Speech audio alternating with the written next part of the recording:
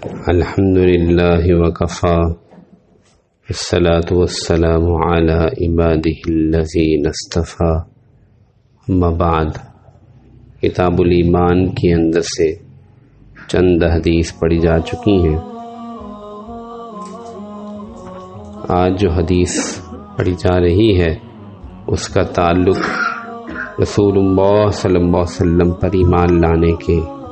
بارے میں ہے۔ عن ابی ہریرہ رضی اللہ تعالی عنہ عن رسول اللہ صلی اللہ علیہ وسلم قال والذی نفس محمد بیدہ لا يسمع بی احد من هذه الامة یہودی ولا نصرانی ثم يموت ولم يؤمن بالذی ارسلت به الا كان من اصحاب النار رواہ البخاری ومسلم۔ حضرت ابو ہریرہ رضی اللہ عنہ سے روایت ہے،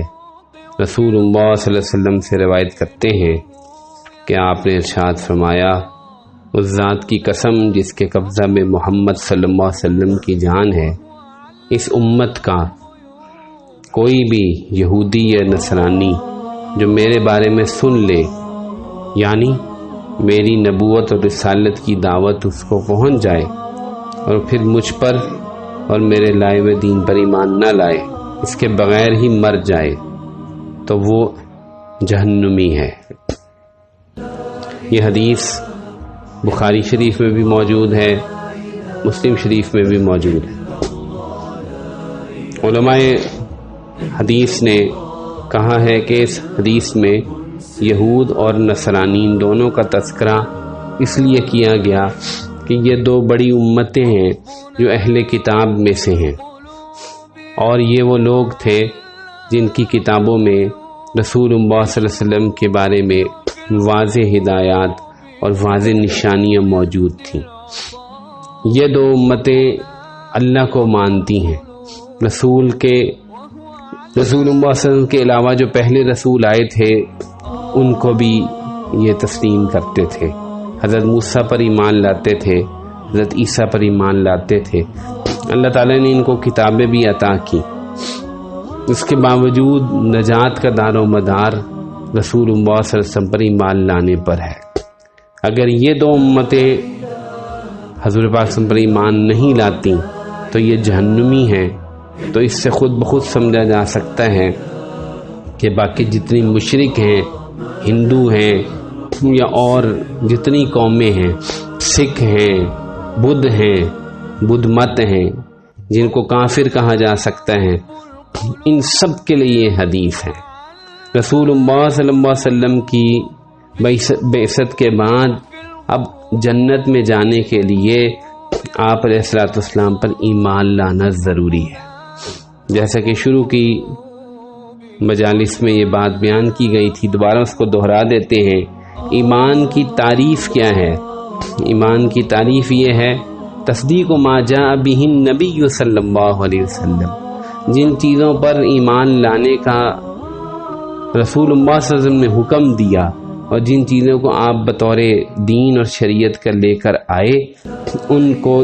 مان لینا، یہی ایمان ہے، یہی معتبر ہے۔ چنانچہ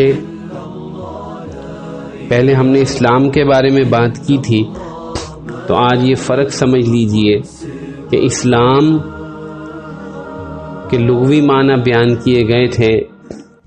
گردن نہادن، اپنی سر جھکا دینا، اطاعت قبول کر لینا۔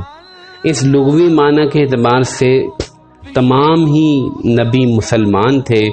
اور ان کی امتیں بھی مسلمان تھیں اور وہ اپنی شریعت پر عمل کرتے تھے، لیکن ان کی شریعت کا نام اسلام نہیں تھا، ان کی شریعت کا نام شریعت موسوی تھا،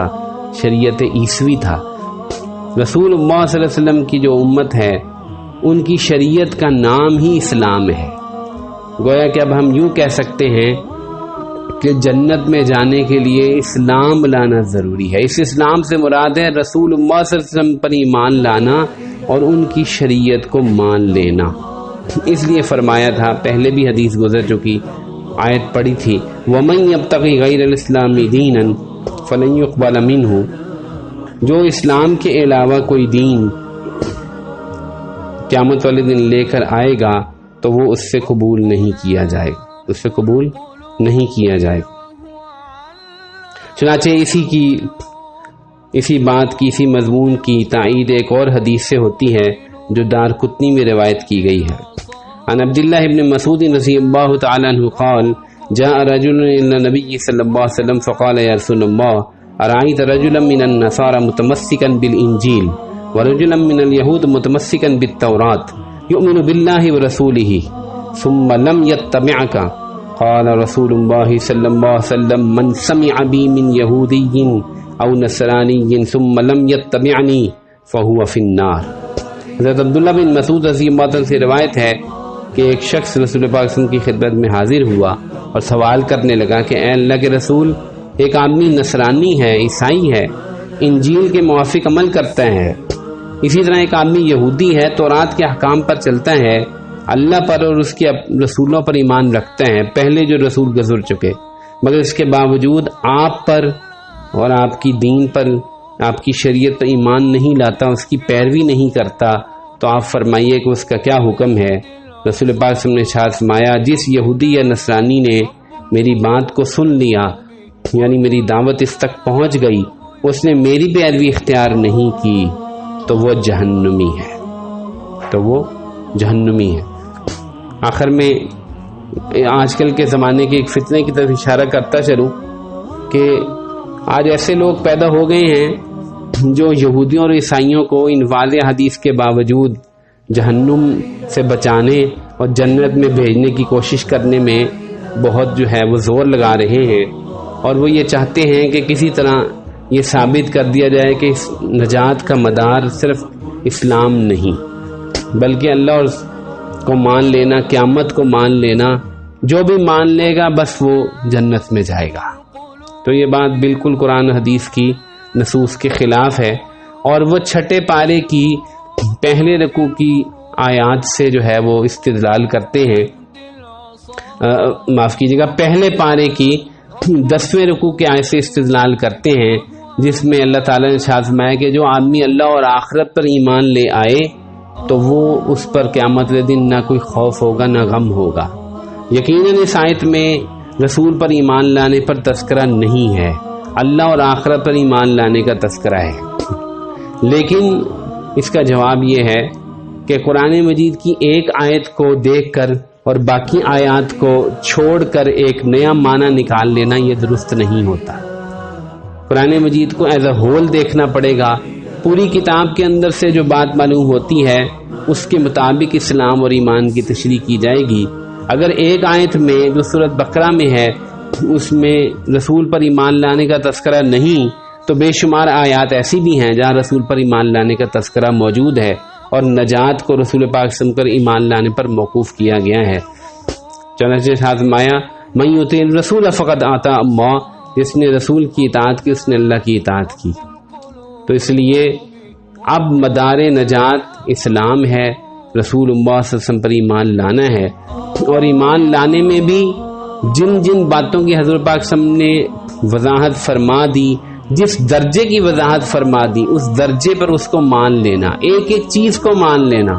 جن چیزوں میں اجمال ہے آپ نے زیادہ تفصیل نہیں فرمائی، ان کو اجمالاً ماننا کہ ہاں یہ اللہ کے رسول نے یہ خبر دی، یہ ایسے ہی ہے۔ جن کی آپ نے تفصیل بیان کی ان کی تفصیل کو بھی ماننا۔ اگر آپ نے زکوٰۃ کے احکامات بیان کر کے اس کی تفصیل بھی بیان کی ہے کہ 2.5% زکوٰۃ دینی ہوگی، یعنی مال کا 40واں حصہ زکوٰۃ دینا ہوگا، اب اس چیز کو بھی ماننا ایمان ہے کہ ہاں 40واں حصہ ہی زکوٰۃ دینا ہوگا، کوئی 39 یا 41 بھی نہیں کر سکتا۔ اور آپ نے فرمایا جنت ہے تو بس جنت کو مان لینا، جنت کی تفصیلات تو کچھ بیان کی ہیں کچھ نہیں کی۔ فرشتے ہیں بس مان لینا، تو یہ اجمال ہے، تو یہ مان لینا ضروری ہے۔ تو جن چیزوں کی تفصیل بیان کی ان کو تفصیل سے ماننا ضروری ہے، جن کی تفصیل بیان نہیں کی جتنا بیان کیا اتنا ہی ماننا ضروری ہے۔ اللہ تعالیٰ ہمیں حضرت پاک صلی اللہ علیہ وسلم پر کامل یقین اور ایمان لانے کی توفیق نصیب فرمائے۔ وآخر دعوانا الحمد للہ رب العالمین۔